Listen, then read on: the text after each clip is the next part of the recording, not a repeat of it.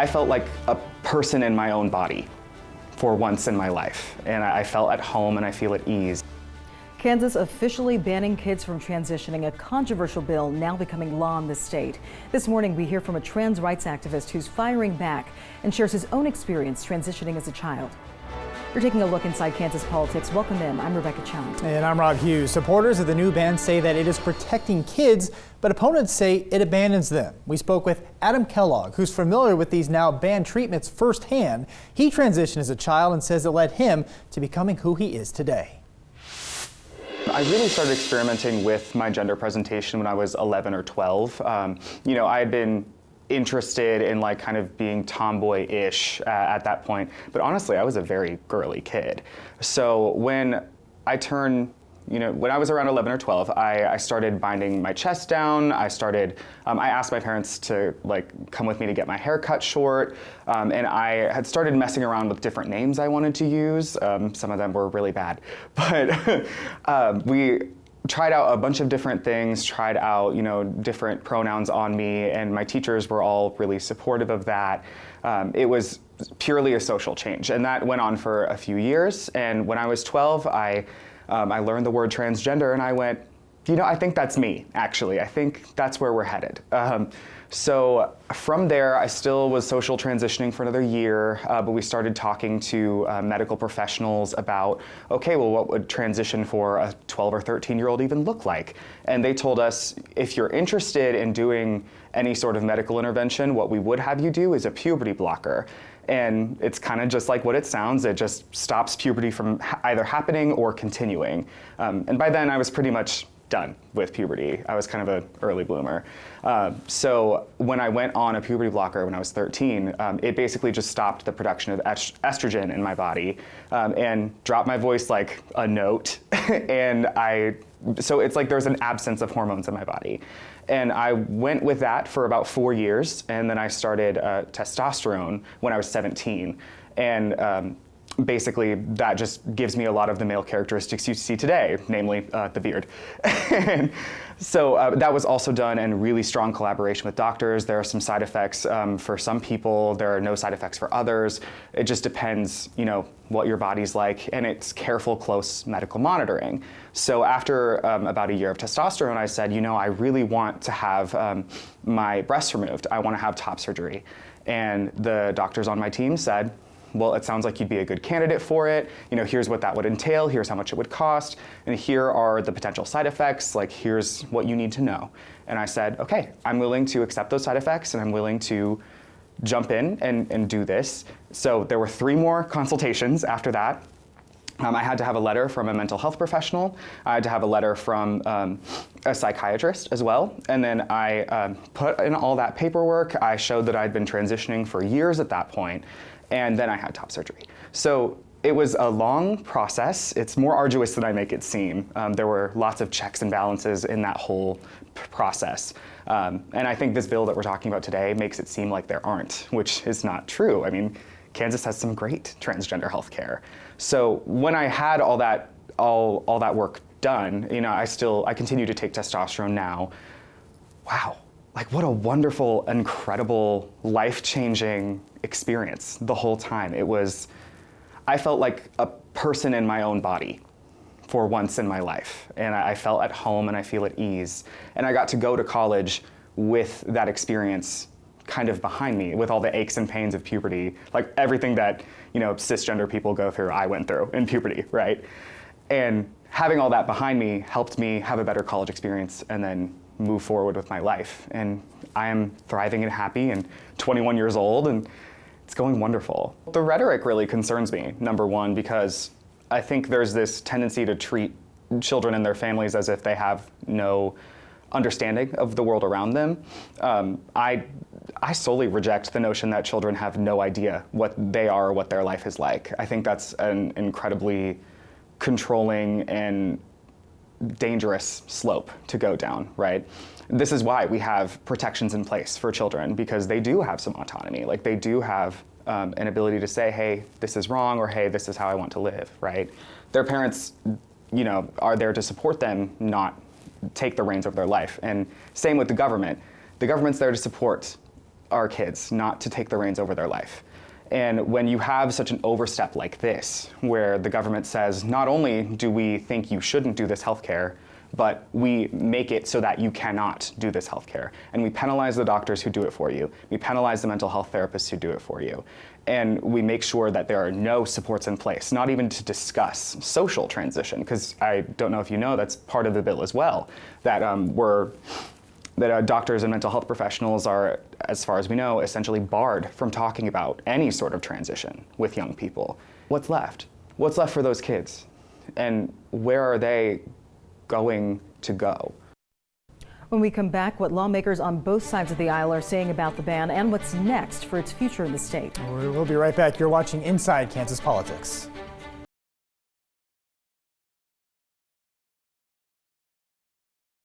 Welcome back to Inside Kansas Politics. We are continuing our conversation about Kansas's new ban on gender transitioning for kids. Yeah, some outrage from opponents at the State House who say the next step is legal challenges. Still, an overwhelming majority of lawmakers, mostly Republican, pushed this bill through. The vote was 31-9 in the Senate and 85-34 in the House. Supporters say it's about protecting kids from making life-changing decisions when it comes to their body, but critics say it's not their job to get in between a patient and their doctor. Now, this bill would ban gender transition treatments for kids, so that means no surgeries or puberty blockers, and doctors who violate the law could get sued or lose their license. We spoke to both sides. Here's what they had to say. I think it gets at issues of freedom of expression and freedom of speech. I also think it has a lot of considerations as far as just basic health. I think legislators like to cosplay as medical professionals, and it's incredibly disrespectful to the community and to actual medical professionals. We don't let children have tattoos. We don't let children drive. We don't let children drink alcohol. We don't let children join the military. There's a reason for that. And so as a state, we do ban certain activities of children because they don't have the mental capability to even consent for medical treatment. And we are told there's an off-ramp of about several months built into this bill, giving patients some time to wane off of any medications. 26 other states have similar restrictions in place. And as to those legal challenges, Bob, I want to bring you in. Now, speaking with Adam Kellogg earlier, he said there are multiple organizations in the process of suing, plan to sue. What's the latest on that front? Well, before I get to that, I have to respond to that comment there, is that what the point is that with parental permission, a number of states allow, these things to happen, but with parental permission. What that representative didn't mention was actually a lot of, not children, but minors are allowed to do certain things with parental permission, and so that is a key component here. Some Democrats argued that, hey, we might be able to support some safeguards, some other things, as long as it can happen with parental permission. But in terms of legal challenges, yes. I haven't heard anything specific, but of course Kansas, the Kansas Supreme Court said there's a right to an abortion in Kansas, and then they talked about the right to bodily autonomy. So you could see possibly a court challenge based on that ruling from the Kansas Supreme Court. There's also a number of other states who have passed these laws. And so it is now in the Supreme Court has already heard from Tennessee about a Tennessee law. And they're thinking it over as we speak, and they're looking at it really the challenges with the 14th Amendment, which is the Equal Protection Clause, with the argument that the Equal Protection Clause, everyone is equal and that you cannot be discriminated against on the basis of sex or gender, and that will play out on the national stage. And if that Tennessee law does get thrown out, that could make for an interesting case here in Kansas. Now let's talk about some of the other aspects of this bill, because as we heard from Adam, it goes beyond just treatments, and so wading into maybe self-expression in schools. Bob, what's your take on some of the language included in this bill?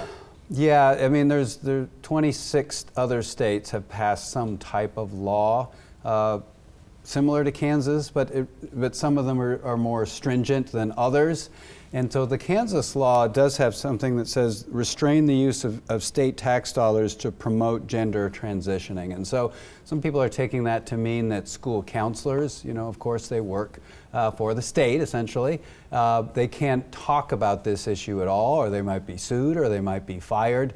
And the argument is that, regardless of the surgeries and all these other things, that the argument from those against this law is that these these minors might need counseling. They might want to just simply discuss this, and some are arguing that this law would make it impossible to even talk about the subject, in schools and in other state facilities.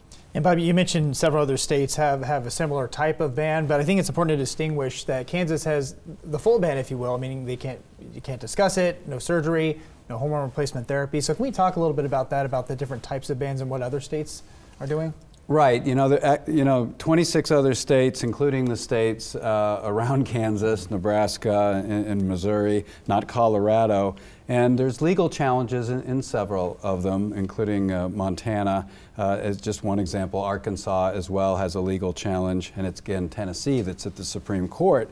Arizona is interesting because the Democratic governor with an executive order said, hey, no, the state will still be allowing care under this process. So, it's dependent on the law, as you're pointing out. How stringent is it? There's some states that grandfather, minors that are transitioning now, rather than just stop them right in the middle. And that's what, again, some Kansas Democrats wanted to argue for as well. So it really depends on the state, and what we're seeing play out is what we've been seeing the last few years, is sort of that red state, blue state, where many of these, the entire South and more Republican states are really going hard on this issue with very stringent laws and sort of these total bans, whereas the blue states, if you will, are not doing that. All right, Bob, thank you so much. Now, after the break, we have a full rundown of other bills lawmakers got to do this week for their first major deadline of this year's session. Plus, and I ask that the member be admonished never to do that again. Things got heated during one debate, why lawmakers had to take a timeout. We'll be right back. You are watching Inside Kansas Politics.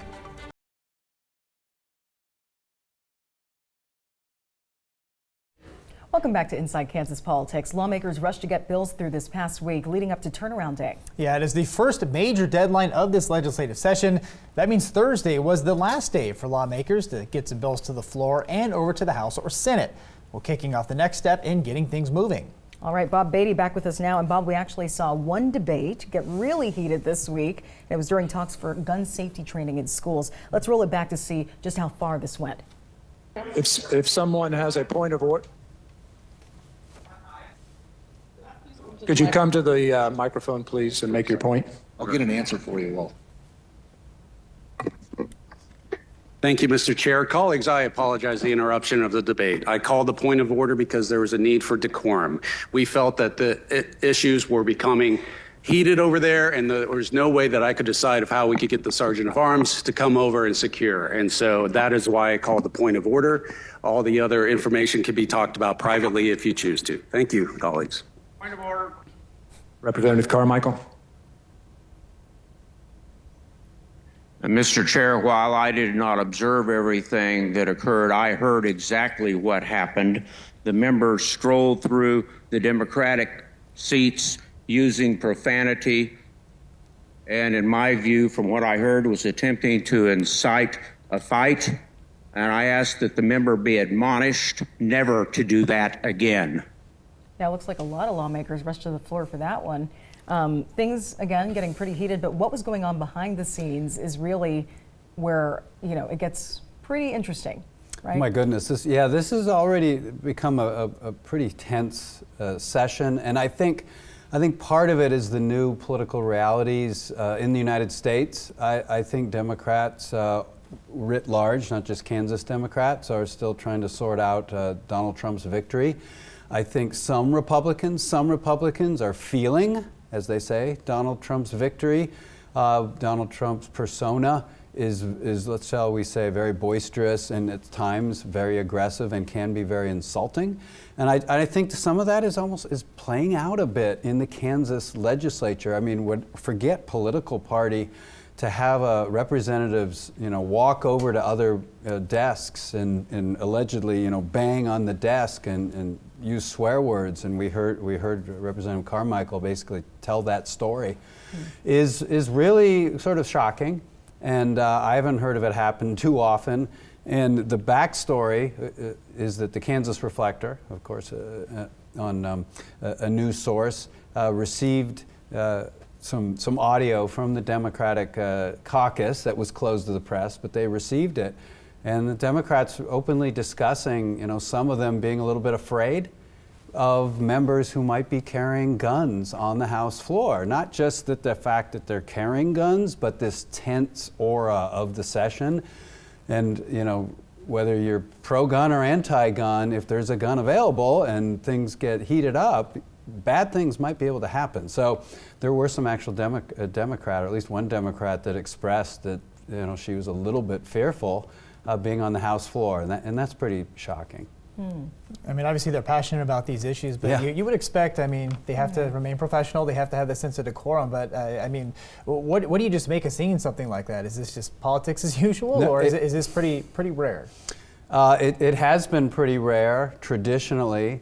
The last few years, the rhetoric, and they probably should not let these things go, and probably set those lines of what's acceptable behavior from both sides in the Kansas legislature. Well, let's move on, Bob. It looks like they sent the bill back to committee, and you're talking about gun safety training in schools, right? Yeah. You're talking about some of the lawmakers, also perhaps, having guns on them. But it's been an ongoing debate, we know, at the State House, and I want to talk about that and also whether it has the chance of getting through this year. Given the makeup of the legislature, like you just mentioned, given the political climate. What are your thoughts on that? Yeah, it sounds like the leadership punted quickly to put the bill, set aside for now because the tensions had gotten so high. But, to your point, the Republicans do have a supermajority, and a few members may be feeling, pretty confident that they can do whatever they want. They can pass whatever they want. Really, so can they pass it? Yes, they have the votes now to pass legislation like the gun information bill, essentially, that will go into schools. Really, it's going to be incumbent upon the leadership of whether they want to keep, how many votes they want to really push their membership to pass. And yeah, this could be one of them. And when it comes to some of the other bills that are passing on the House side and even the Senate side that we should be keeping an eye on, Bob, can you go into some of those? Yeah, I'm interested in the budget bill. Now, you may think, oh, that's not that exciting, but there's a new process where the legislature looked at the budget even before, it was the governor and others produced it. And so on the House side, they cut actually $162 million from the governor's budget, and they're sending it to the Senate. And of course, Medicaid expansion was cut. Rebecca, we've talked about that a lot. Yeah. And that didn't really make it. But some other things didn't make it, like, money for school lunches and some other appropriations. Even the new Docking building, the name being changed from Robert Docking to Bob Dole. And this is to the point I was making. Robert Docking was a Democratic governor of the state of Kansas. And here's the Republicans, majority, wanting to, change the name of a building from a Democrat, that's the name of the building, to a Republican. Now we all, but I really like Bob Dole. Everyone really likes Bob Dole, but again, it's that kind of like, jabbing at the Democrats that I think is causing some of the tension. That's in that bill. So I'm going to keep my eye on, what happens to that budget and what kind of things they cut out of the governor's budget. Okay, key takeaways on the Senate side, though. We were also looking at a bill regarding school pronouns, right? Yes, this one's a little more, how can I say it's more controversial than transgender bill? But I guess what I mean is that some Republicans are a little trepidatious about this bill. So this bill is really talking about what can go on in schools and whether teachers, the bill would actually ban the ability of teachers to call a student by their name that is not their real name. They're specifically targeting kids who'd like to be called a name that's different than their gender.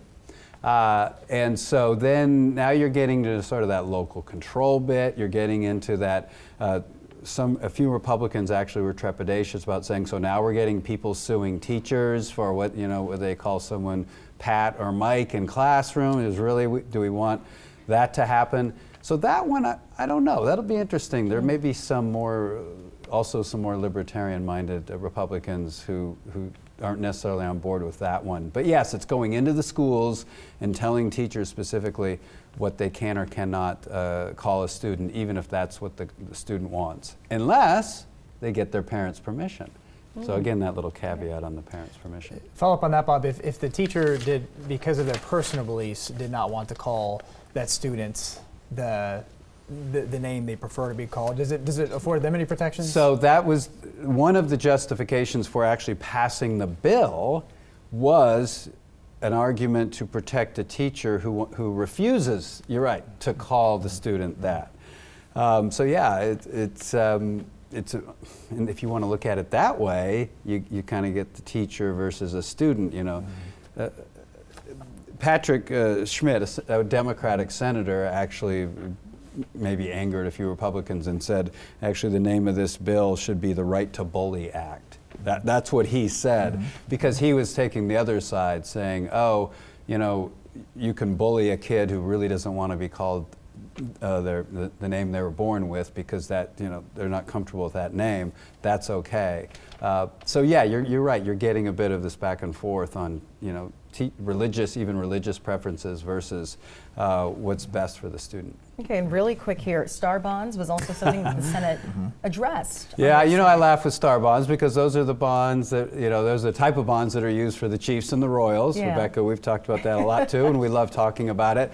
But it looks like they could be expanded for malls. Malls that are abandoned, malls that aren't being used, to try to entice a developer to take over a mall. Specifically, there's a mall in Wichita, apparently, that they're targeting. And so this would be the idea that sales tax from the future revenue made in that mall would then be used to help the developer sort of save the mall. We're seeing a bit in Topeka that it's possible to save a mall with the Westridge Mall. So these star bonds could be used if it ends up happening, you know, across the state.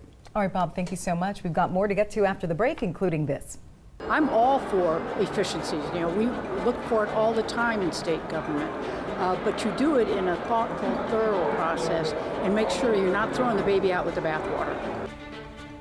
Kansas Governor Laura Kelly weighing in on Trump's push to cut government spending, what she really thinks of DOGE.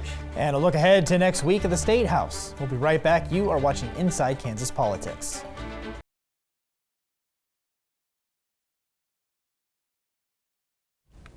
Welcome back to Inside Kansas Politics. Kansas Governor Laura Kelly is weighing in on DOGE in D.C. Yeah, USDA now getting hit from the latest cuts with some conservation and agricultural contracts on pause. We got Kelly's take on DOGE's move, and she's not a fan. Take a listen.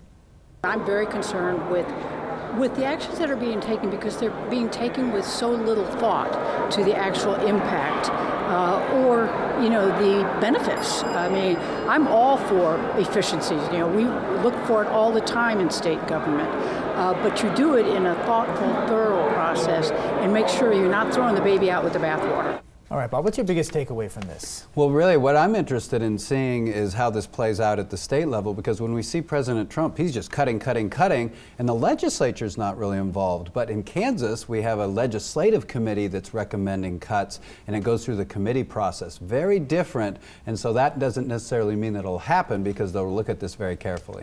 Okay, one thing to look out for at the State House next week. And that's exactly it. I'm going to look out to see if those efficiency, that what they've recommended so far, if those will keep going forward in this process. All right, Bob, thank you so much. And that was your look inside Kansas Politics. We'll see you next Sunday right here on 27 KSNT at 10:30 a.m. Have a wonderful day.